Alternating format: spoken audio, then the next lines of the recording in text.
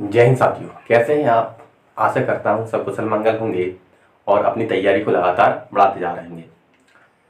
सभी के मन में एक डाउट बना हुआ है कि पटवारी का कट ऑफ कितना जाएगा, पटवारी का रिजल्ट कब आएगा, पटवारी की आंसर की कब आएगी और पटवारी की ज्वाइनिंग कब तक हो जाएगी। तो इन सभी मुद्दों पर आज हम विस्तार से चर्चा करने वाले हैं, क्योंकि सभी के मन में ये क्वेश्चन बना हुआ है। जब भी मैं कहीं जाता हूँ तो जब भी मुझसे मिलते हैं विद्यार्थी तो सबके मन में एक ही क्वेश्चन बना रहता है कि सर पटवारी का जो है कट ऑफ कितना जाएगा, कितने पर हमारा सिलेक्शन हो जाएगा। और यूट्यूब पर सभी लोग व्यूज़ पाने के लिए कुछ भी देते जा रहे हैं, झूठी आस देते जा रहे हैं या कुछ ज़्यादा ही कट ऑफ बताते जा रहे हैं, है ना। कुछ लोग तो 100 नंबर पर ही सिलेक्शन करवा रहे हैं, कुछ लोग तो 80 नंबर पर ही सिलेक्शन करवा रहे हैं। भाई ऐसी झूठी आस मत दो, ऐसे विद्यार्थियों को डाइवर्ट मत करो। आज के समय पे सबको दिखाई दे रहा है कि कंपटीशन जो है कितना बढ़ चुका है। उसके अनुसार हम और आप भी समझ पा रहे हैं कि कट ऑफ जो है कहाँ पर जाने वाली है। हाँ, हालांकि हमने एक चीज ये देखी है कि पेपर में काफी उतार चढ़ाव था, उसका इफेक्ट भी हमें यहाँ पर देखने को मिलने वाला है। पेपर की शिफ्टें कुछ इजी भी रही हैं, कुछ मॉडरेट भी रही हैं, कुछ हार्ड भी रही हैं और कुछ बहुत ज़्यादा हार्ड भी हो गई हैं। लेकिन उन सब का एक एवरेज कटअप निकलेगा। एवरेज कटअप क्यों निकलेगा? यहाँ पर एक नॉर्मलाइजेशन जो फैक्टर है वो काम करेगा और वो सभी शिफ्टों को यहाँ पर बैलेंस कर देगा। बैलेंस करने के बाद जो कटअप आएगा उसके ऊपर हम यहाँ पर चर्चा करेंगे। सबसे पहले तो बात करते हैं आपका यहाँ पर कि भाई इसकी आंसर की और रिजल्ट की कब तक संभावना है। तो देखिए, एग्जाम आपके कंप्लीट हो चुके हैं काफी टाइम पहले और आंसर की जल्द ही आपको देखने को मिलेगी। अभी कुछ दिनों में, हो सकता है 2-4 दिन के अंदर ही आपको आंसर की जो है आपका उपलब्ध हो जाए। ठीक, आंसर की जैसी आपको उपलब्ध होगी तो आप उसमें करोगे, आपत्ति लगाओगे।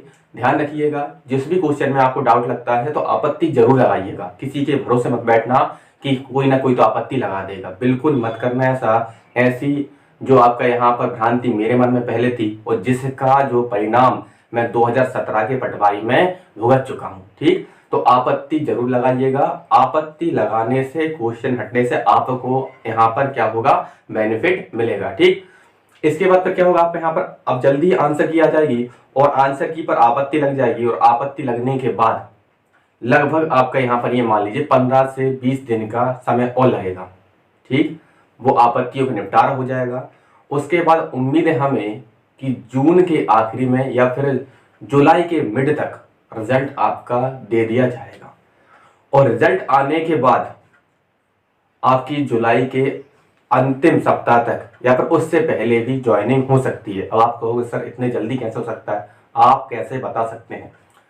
15 अगस्त को हमारे आदरणीय मुख्यमंत्री जी के द्वारा आपको ज्वाइनिंग लेटर बांटे जाने हैं।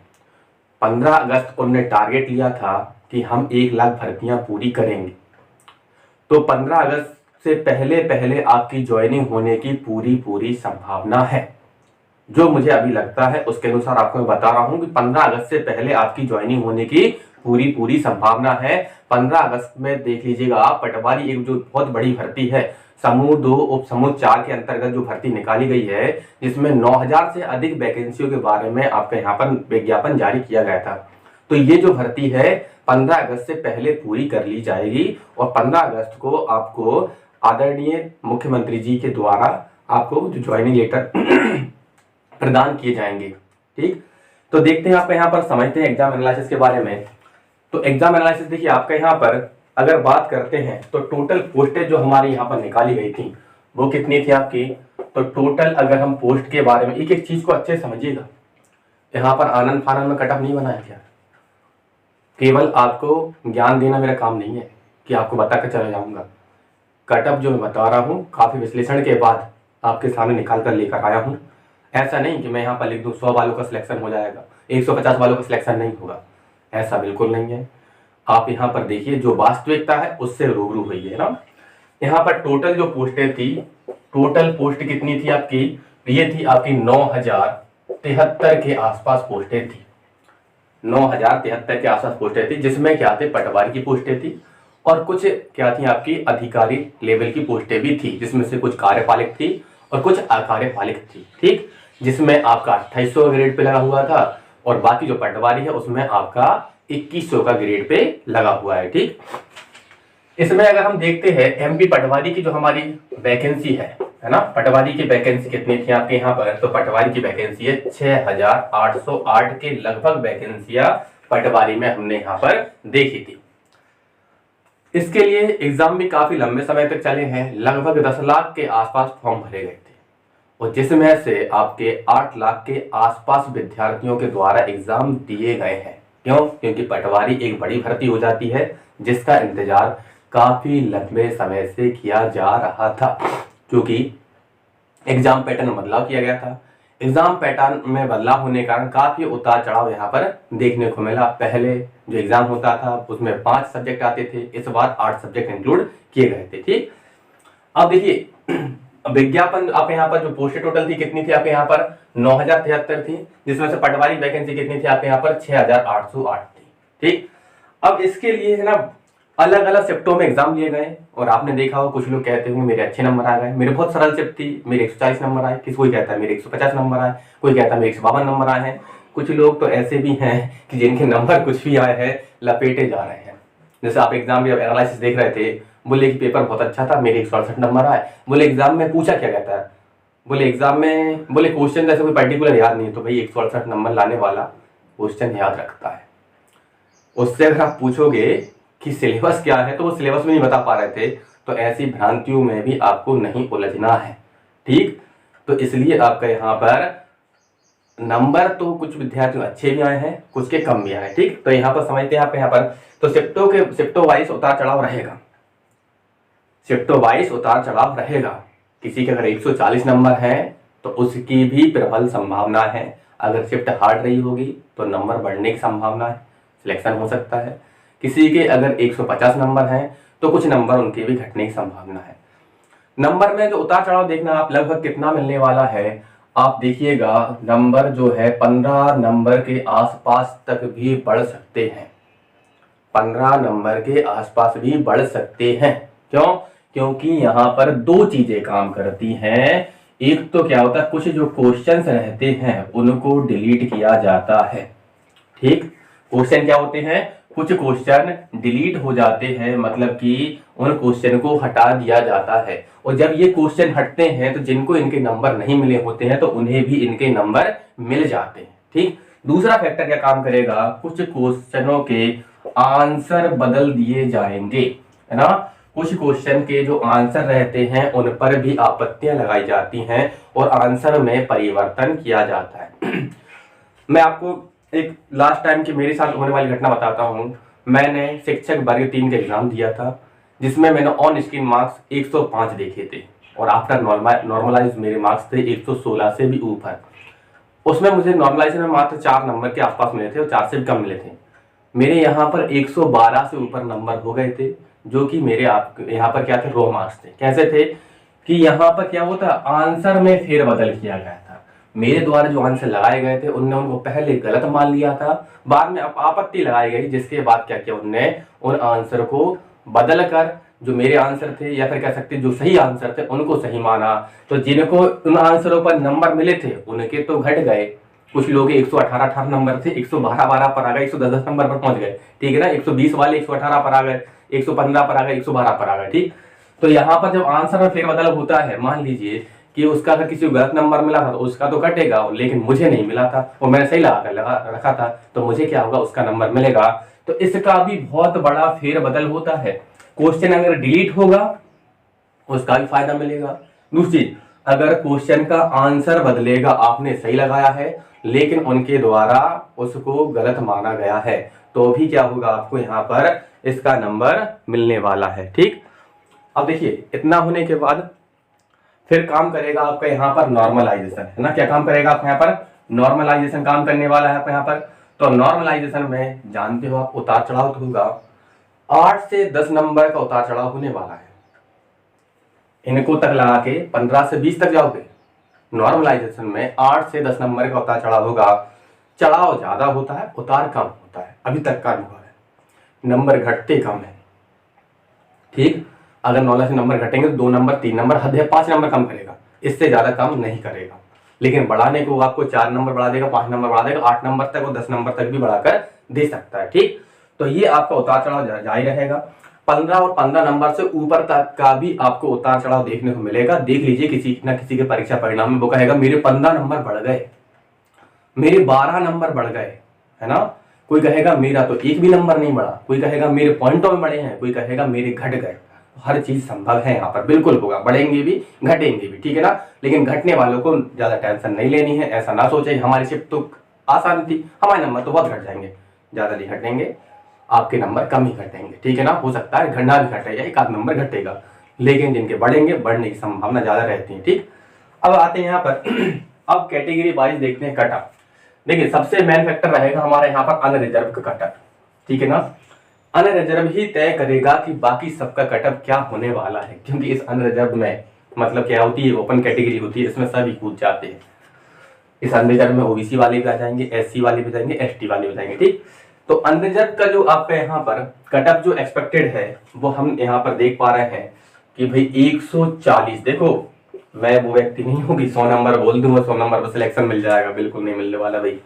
100 नंबर पर सिलेक्शन नहीं होते, ठीक है ना। हम वास्तविकता जानते हैं, 200 नंबर का पेपर हुआ है, 200 में से 50% मार्क्स होते हैं 100 नंबर। 100 नंबर पे सिलेक्शन संभव नहीं है।